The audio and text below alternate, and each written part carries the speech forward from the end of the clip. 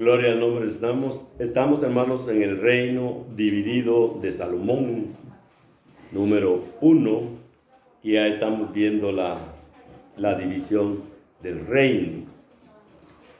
Y por eso estamos aquí ya viendo en Primera de Reyes, capítulo 12. Primera de Reyes, capítulo 12, leemos del 25 al 30. Amén. Dice la palabra: entonces reedificó Jeroboam a Siquem en el monte de Efraín y habitó en ella. Y saliendo de allí reedificó a Penuel. Y dijo Jeroboam en su corazón: ahora se volverá el reino de la casa de David, si este pueblo subiere a ofrecer sacrificios en la casa del Señor en Jerusalén, porque el corazón de este pueblo se volverá a su señor Roboam, rey de Judá, y me matarán a mí, y se volverán a Roboam, rey de Judá. Y habiendo tenido consejo, hizo el rey 2 becerros de oro, y dijo al pueblo: bástate haber subido a Jerusalén. He aquí tus dioses, oh Israel, los cuales te hicieron subir de la tierra de Egipto. Y puso uno en Betel y el otro en Dan. Y esto fue la causa de pecado, porque el pueblo iba a adorar delante de uno hasta Dan. Entonces aquí nos damos cuenta ya Jeroboam con el reino del norte, o sea, con Efraín, reinando sobre el reino del norte, a Roboam y a Efraín, a Jeroboam y al sur Roboam, como sucesor de su padre Salomón en Judá y Benjamín. Entonces ahí ya vemos ya los dos reinos obrando, actuando en forma paralela. Están trabajando ya paralelamente el reino del norte y el reino del sur. Cada uno está ya en ese reinado. Pero aquí donde leímos ya vemos a Jeroboam, ¿verdad? A Jeroboam, que está a cargo de las 10 tribus del reino del norte. O sea, la mayor parte de Israel, que es lo que el Señor le había hablado, que le iba a dar todas esas tribus, y se las dio. Entonces él, por eso siempre, cuando se refiere a esto, siempre se refiere, la mayor parte de veces se refiere a la casa de Israel. La casa de Israel, porque se está refiriendo a esas 10 tribus del norte, por ser la mayoría, ¿verdad? Entonces a él lo vemos haciendo teniendo este pensamiento, dice, teniendo ese pensamiento, haciendo sus propios planes. Y dijo Jeroboam en su corazón,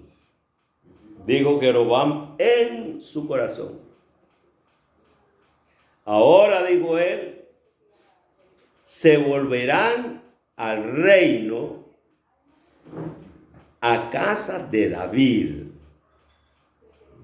Ya está pensando en que la gente se le va a desertar. Ya él ya está con esa mentalidad.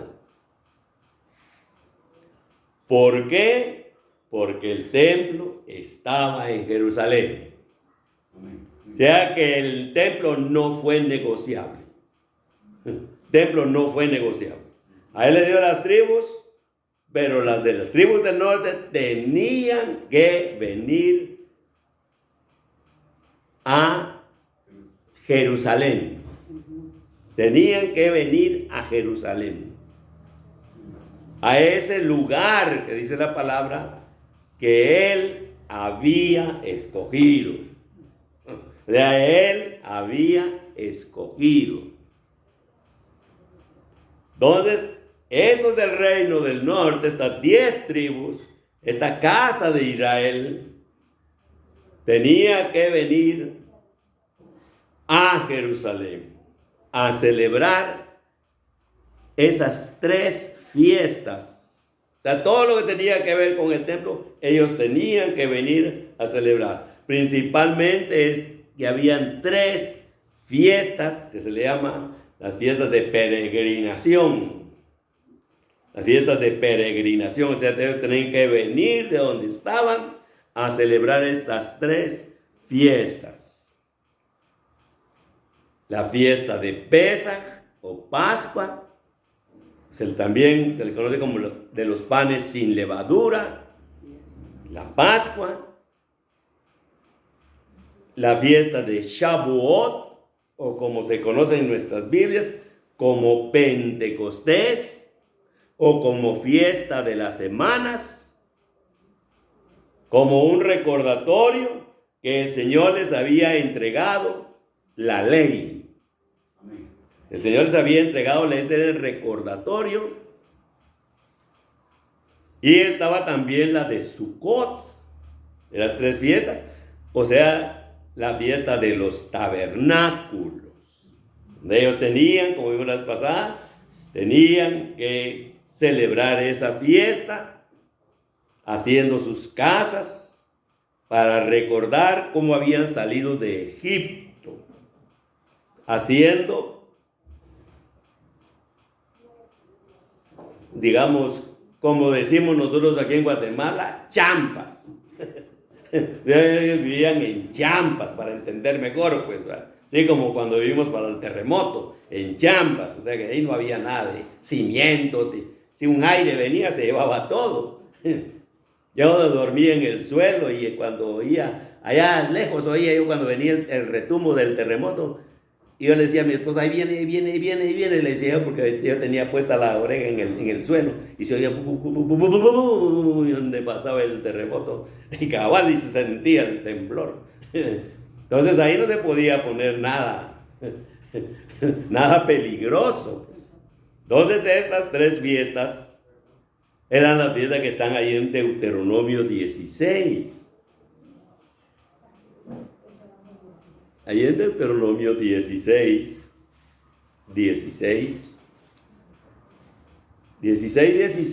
Deuteronomio y 17 dice la palabra, 3 veces dice, cada año aparecerá todo varón tuyo delante del Señor tu Dios en el lugar que Él escogiere. Ahí quedó claro, a que Él escogiere.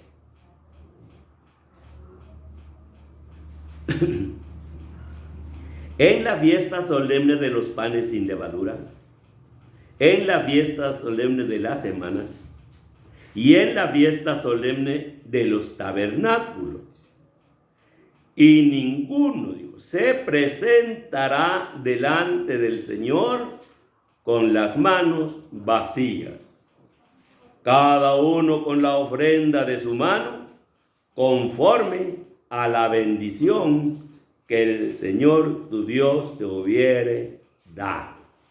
Y eso es lo que les encanta recalcar a los de la doctrina de la prosperidad, que nadie se puede presentar con las manos y eso, pero no enfatizan en las fiestas, en el símbolo de las fiestas, que significaban esas fiestas. Entonces por eso dice, al lugar que él escogiere. ¿Dónde? En Jerusalén. En Jerusalén tenían que venir siempre. Entonces aquí nos damos cuenta cómo nos hemos venido dando cuenta, cómo Dios dice algo y el hombre siempre hace lo contrario. La mayor parte de veces la gente hace lo contrario a lo que Dios dice. Y por eso es que las cosas nos salen tan mal. Porque siempre hacemos lo contrario, lo que el Señor dice. Y eso fue lo que pensó Jeroboam. Igual el corazón de este pueblo se volverá a su señor, Roboam, rey de Judá, y me matarán. Ya estaba pensando que lo iban a matar. Y hasta cierto punto tenía razón. Tenía razón, pero ya Dios le había hablado de que le iba a dar las tribus. Pero hasta cierto punto tenía razón porque también el padre de Roboam lo quería matar. Salomón lo quería matar. Por eso tuvo que huir a Egipto. Y aquí ya lo vemos de regreso de Egipto. Que lo querían matar. Entonces él no pensó, Dios me dio esas 10 tribus y Dios me va a respaldar, así como lo había prometido. ¿Por qué lo había prometido? Que lo iba a respaldar, sí. Sí, le dijo, sí.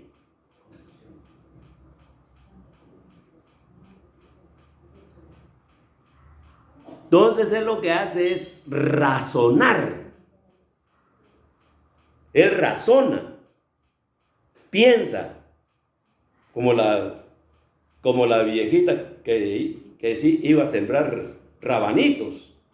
La viejita iba a sembrar rabanitos y le dijo a los nietos, voy a sembrar unos rabanitos, les dijo. Pero como me los corten, les dijo, y les empezó a dar coscorrones en la cabeza, y ella pensaba que estaban quitándole los rabanitos a la viejita. Y lo mismo pasa con él. Él ya estaba pensando que lo iban a matar, que tenía que ir, que la gente se le iba a revelar al Señor.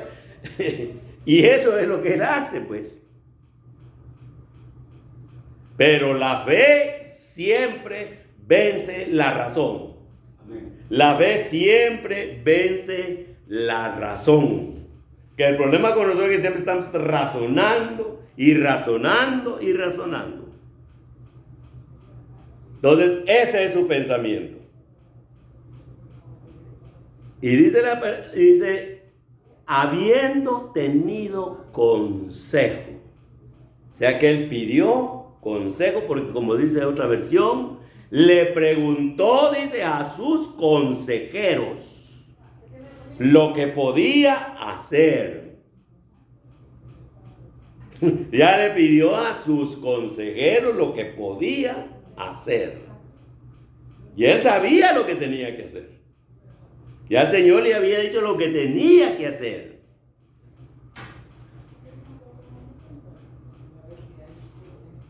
¿Y qué le aconseja? Volverse a los ídolos. Volverse a los ídolos. Como dice ahí mismo.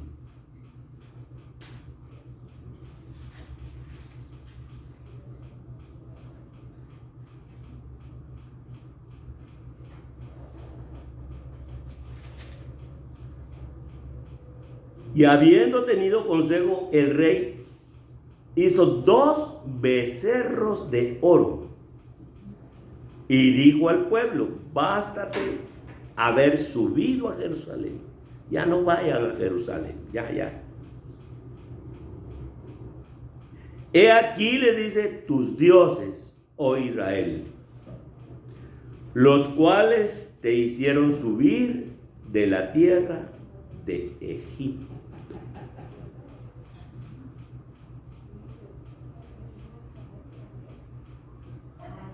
¿Qué sucedió realmente cuando salieron de Egipto?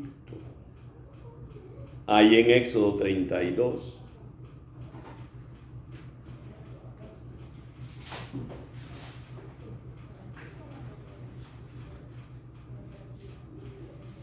Ahí en Éxodo 32, 7 al 14 dice la palabra: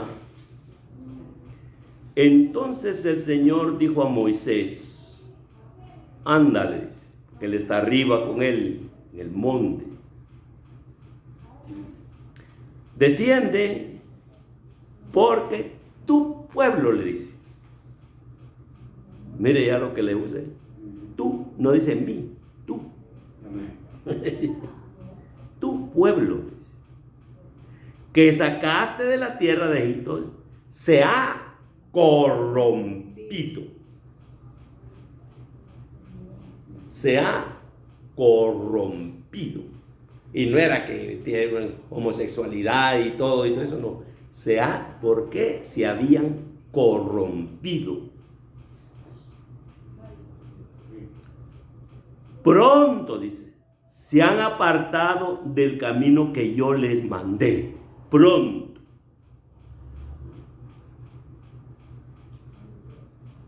Se han hecho un becerro de fundición. Eso es corrupción. La idolatría es corrupción.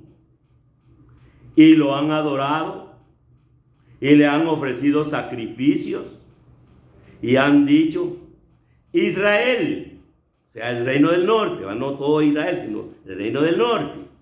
Israel, dice, estos son tus dioses que te sacaron de la tierra de Egipto.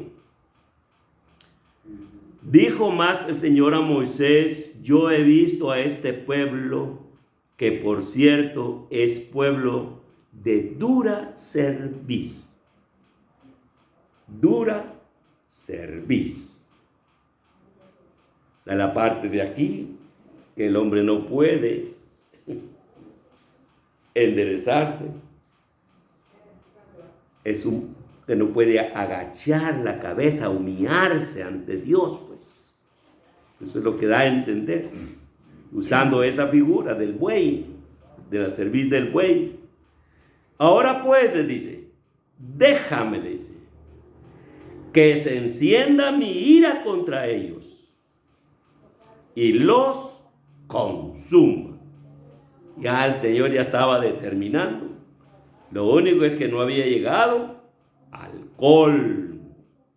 No había llegado al colmo como llegó con los antidiluvianos, como llegó con Sodoma y Gomorra. No había llegado al colmo. Déjame que se encienda mi ira contra ellos y los consuma. Le dice, y a ti, le dice, yo y de ti haré una nación grande, le dice. Entonces Moisés, dice, oró en presencia de su Dios, su Dios,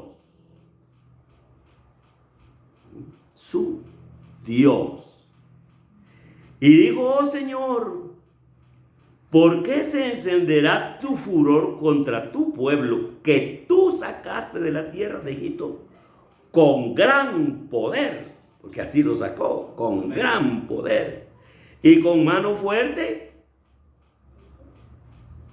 ¿Por qué han de hablar los egipcios diciendo, para mal los sacó, para matarlos en los montes y para raerlos sobre la faz de la tierra? Ay, mire lo que le dice al mismo Dios con esa intercesión que le está haciendo. Vuélvete, le dice, del ardor de tu ira, le dice, y arrepiéntete. Arrepiéntete de este mal contra tu pueblo. Mire qué hombres de Dios esos hombres, que son admirables esos hombres. Y todavía le hace memoria, dice, acuérdate, le dice, de Abraham, de Isaac y de Israel, o sea, Jacob, que aquí ya tiene otro nombre de Israel, tus siervos, a los cuales has jurado por ti, porque dice la palabra, no pudiendo jurar por otro, dice, juró por sí mismo, dice la palabra. Jurado por ti mismo, dice. Y les has dicho, yo multipliqué vuestra descendencia como las estrellas del cielo. Estaba la promesa. Y daré a vuestra descendencia toda esta tierra de que he hablado, y la tomarán por heredad para siempre. Entonces dice, el Señor se arrepintió. El mismo Moisés hizo que Dios se arrepintiera. Amén. Mi pastor decía, a mí, decía mi pastor, ni el mismo Dios me puede condenar, decía, porque he creído en su Hijo, decía. Amén. Y eso es lo que está haciendo él allí. Haciendo que Dios cambie de parecer. Que cambie de parecer.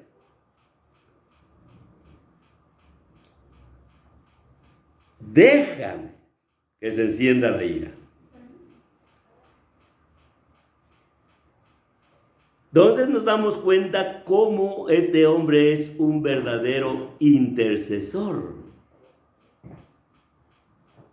Porque él ya había tomado la decisión de acabar con todo el pueblo y dejar solo a este hombre y hacer una gran nación para él nada más. Déjame que se encienda mi ira, déjame. O sea, que se encienda mi indignación.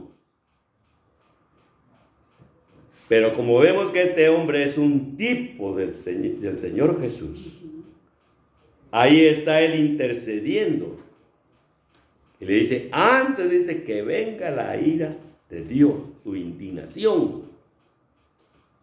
Entonces, ¿a qué apela él? A lo que él había prometido hacer. Amén. Acuérdate lo que prometiste. Yo me recuerdo una vez el hermano José, que vino una vez aquí cuando inauguramos, tenía su esposa, cuando vino pues ya se había muerto. Pero dice él, una vez yo me asusté de oír a orar a mi esposa, dice él, porque había estado muy mala mucho tiempo, dice. Y de repente dice que le dijo, bueno Señor, le dice, ¿me vas a sanar o no me vas a sanar? Pero así molesta. Y se sanó, dice. Y yo me quedé asustado de la oración que hizo. Y eso es lo que hace este hombre. Apela a esa moral santa de Dios. Amén. Que él había prometido. Acuérdate y arrepiéntete del ardor de tu ira. Hace esa memoria de Abraham, de Isaac y de Jacob. Su promesa era que él iba a dar una descendencia como las estrellas del cielo, o sea, incontables, de la tierra prometida. Entonces, cuando encontramos aquí en el Salmo 2,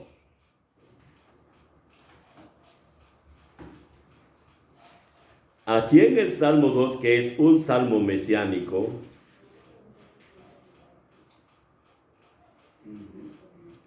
dice el 2, 1 y 3.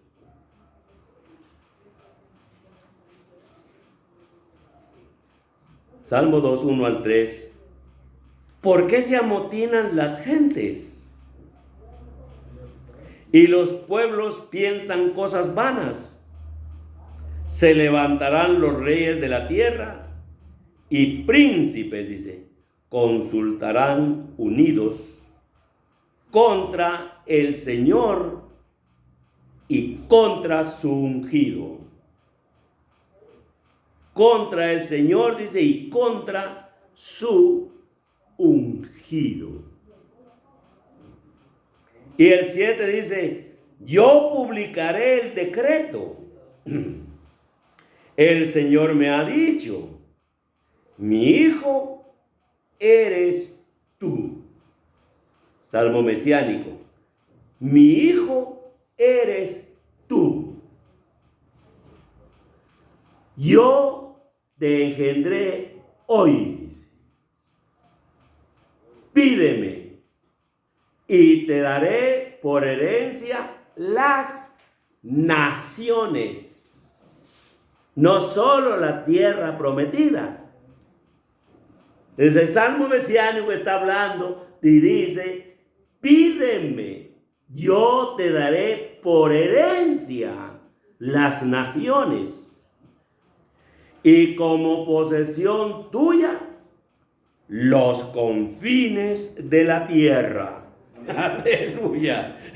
Ya aquí nos damos cuenta que el Señor está hablando de eso, y ahí en el 12 dice, honrad al Hijo para que no se enoje y perezcáis en el camino, pues se inflama de pronto su ira. Honra al Hijo.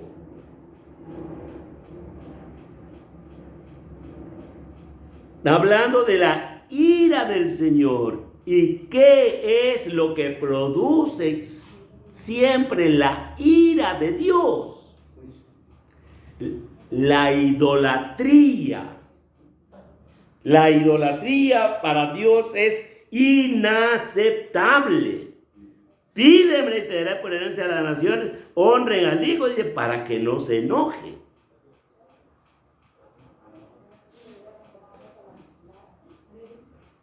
Y ese es el problema de Jeroboam. Ya lo que ellos habían hecho, otra vez vuelve Jeroboam a hacer lo mismo, a traer esa práctica que es abominable para el Señor. Ahora, ¿qué consecuencias trajo eso? En Éxodo 32,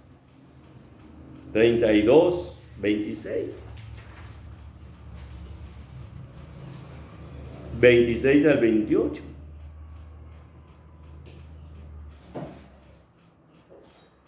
Dice, y se puso Moisés a la puerta del campamento y dijo,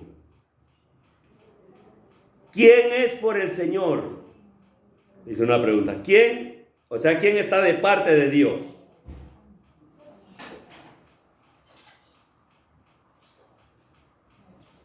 ¿Quién está de parte de Dios? Júntese conmigo, les dice. Júntense conmigo. Y se juntaron con él todos los hijos de Leví. Y él les dijo, así ha dicho el Dios de Israel. Poned cada uno su espada sobre su muslo. Pasad y volved de puerta a puerta por el campamento y matad a cada uno a su hermano y a su amigo y a su pariente.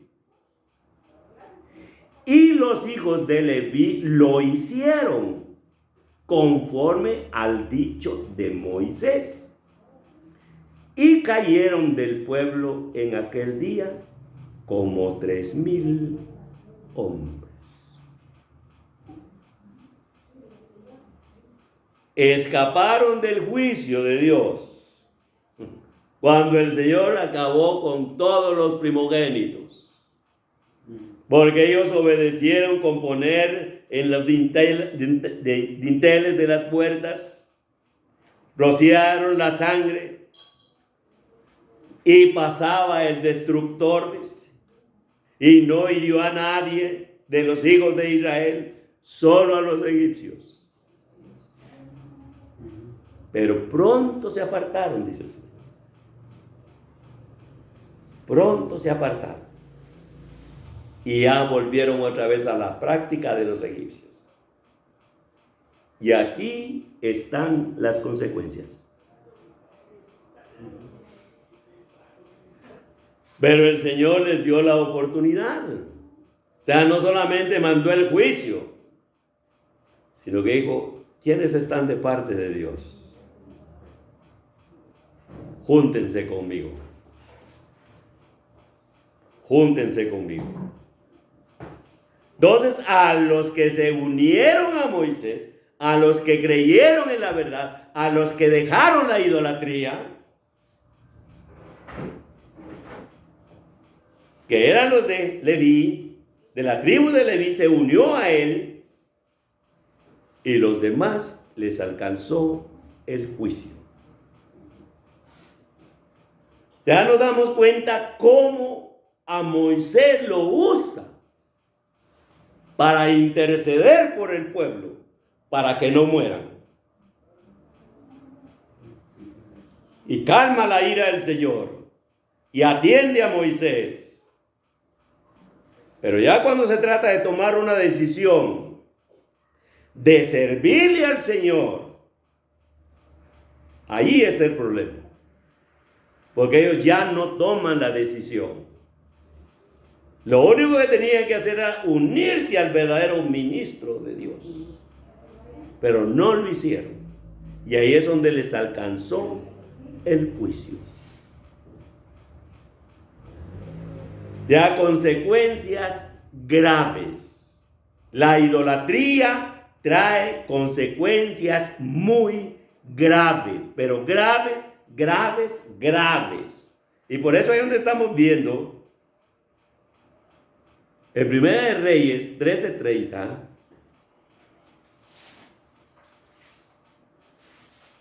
dice la palabra,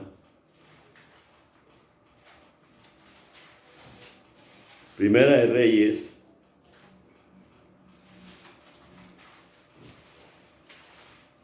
12:30,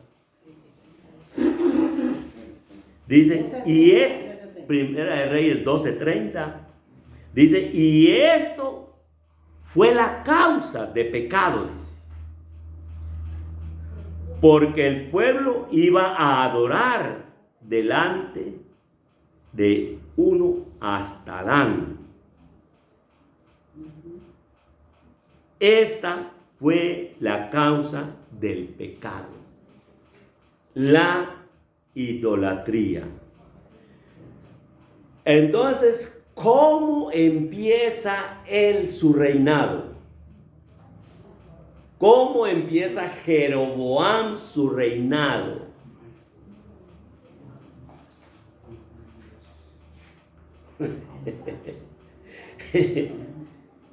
Era la continuidad de Salomón en lo malo, porque dice la palabra que Salomón al final hizo lo malo ante los ojos del Señor.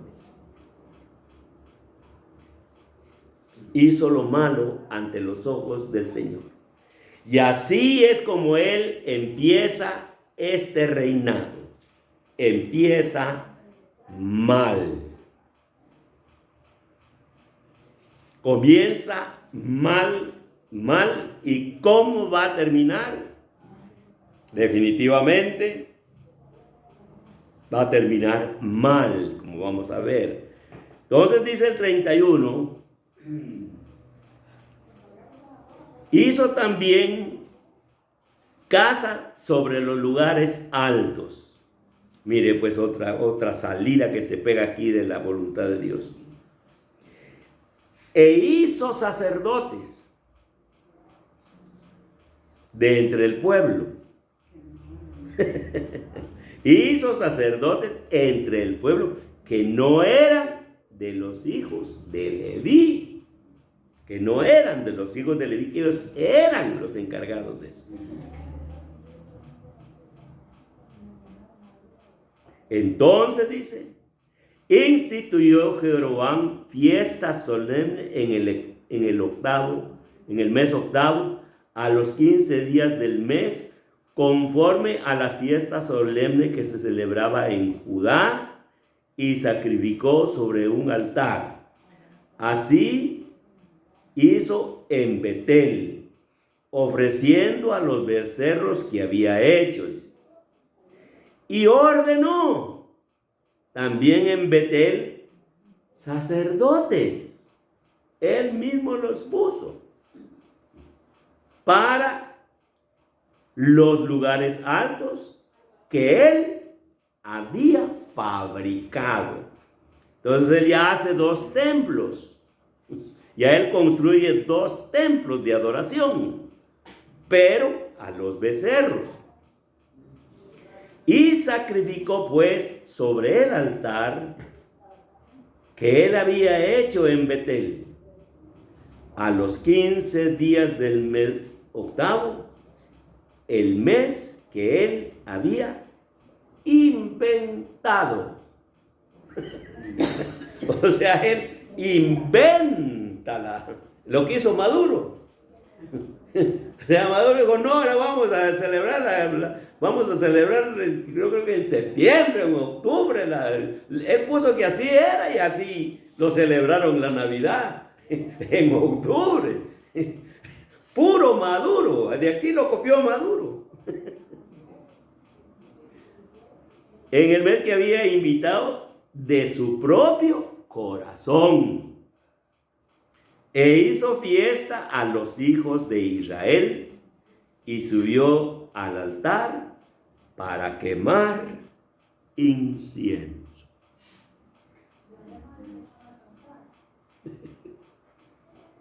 Entonces, por ese pensamiento que él tiene, que no quiere que la gente se le vaya, porque él sabía que si iban a adorar, él dice, el corazón de ellos se va a volver a Roboam. Y ya no van a estar aquí conmigo, porque se van a regresar. Entonces, eso es lo que él hace. No, ya no vayan. Cerradas las fronteras. Aquí están sus dioses. Aquí les pongo sacerdotes. Aquí les pongo la fiesta de tal fecha, como él quiso hacerlo. Y eso se queda así. Eso se queda así. Todos los que vienen después de esta línea de Jeroboam, la Biblia siempre dice que fueron malos reyes. Malos reyes.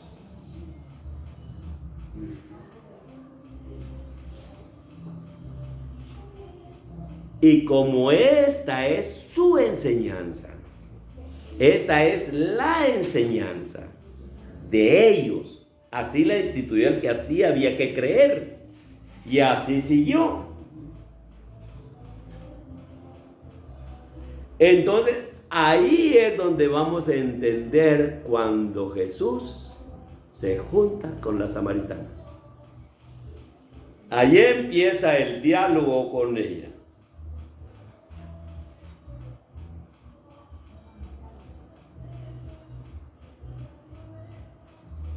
Aquí, por eso es que necesitamos entender estas cosas para entender esto que hace, dice el 4 de San Juan.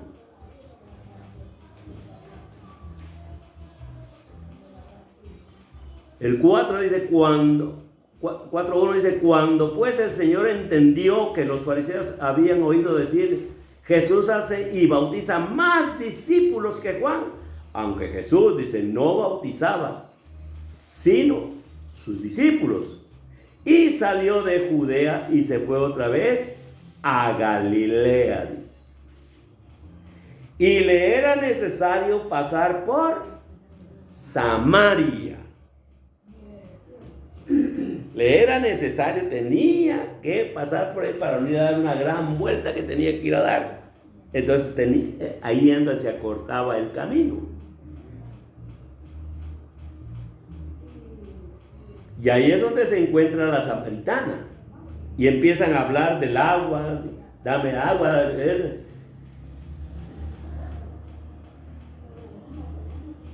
Entonces en el 15 le dice, la mujer le dijo, Señor, dame esa agua para que no tenga sed, ni venga aquí a sacarla. Y Jesús le dijo, ve y llama a tu marido y ven. Respondiendo la mujer le dijo, no tengo marido. Jesús le dijo, bien has dicho, no tengo marido. Porque 5 maridos has tenido y el que ahora tiene, dice, no es tu marido. Eso le dice, has dicho con verdad. Entonces nos damos cuenta cómo ella al principio lo ve como un judío. Judíos y samaritanos no se tratan entre sí. Y aquí le dijo la mujer, Señor, le dice, me parece que tú eres profeta. O sea que a ella le cambia. Ya se le va abriendo el entendimiento. ¿Quién es él? Pero aquí viene lo interesante en el 19.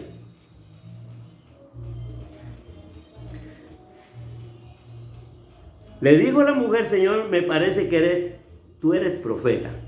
Nuestros padres, dice, nuestros padres adoraron en este monte. ¿Qué estamos viendo aquí?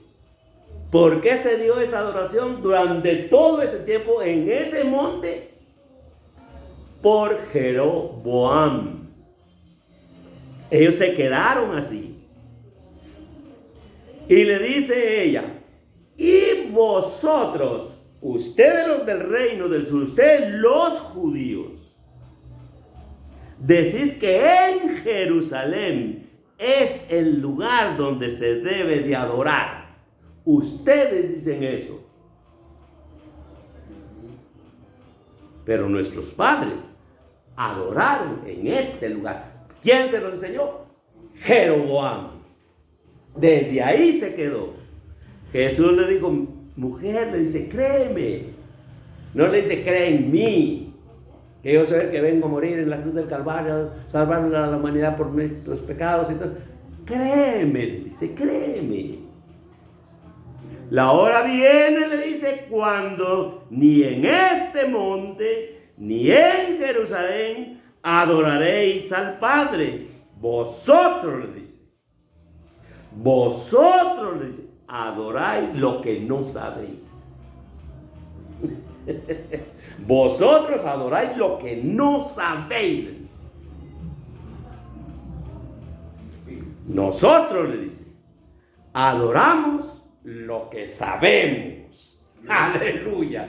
Nosotros estamos en lo correcto.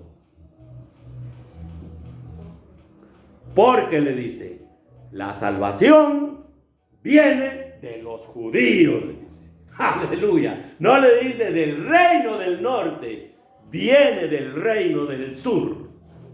De ahí viene la salvación, le dice. Mas la hora viene, le dice, y ahora es, le dice. La hora viene, le dice, y ahora es.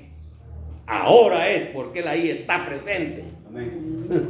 Ahora es, le dice, cuando los verdaderos adoradores adorarán al Padre en espíritu y en verdad, dice. Amén. Porque también el Padre tales adoradores busca que le adoren, no a los becerros que tenían, no a los dioses falsos, sino a al Dios verdadero.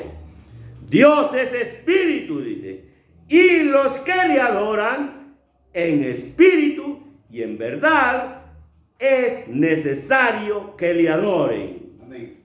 Está hablando a la samaritana y le dijo la mujer: sé que ha de venir el Mesías. Sé que ha de venir el Mesías. Ya que ella tenía esa doctrina, que tenían que esperar al Mesías. Cuando Él venga, le dice, cuando Él venga, nos declarará todas las cosas. Y hasta que Él venga, vamos a entender muchas cosas que ahorita no entendemos. Pero mientras aquí estamos en esto. Y Jesús le dijo: yo soy el que habla contigo. Sabemos que ha de venir el Mesías. Yo soy. Ella le dice: eres un judío. Parece que eres profeta. Pero sabemos que ha de venir el Mesías. Yo soy, le dice. Y ahí viene el usazo de que Él es el Mesías. Y no se queda callada. ¿Por qué nos quedamos callados nosotros? Porque no nos ha sido revelado quién es Él. Padre, te damos gracias. Bendecimos tu santo nombre. Damos agradecidos, Señor,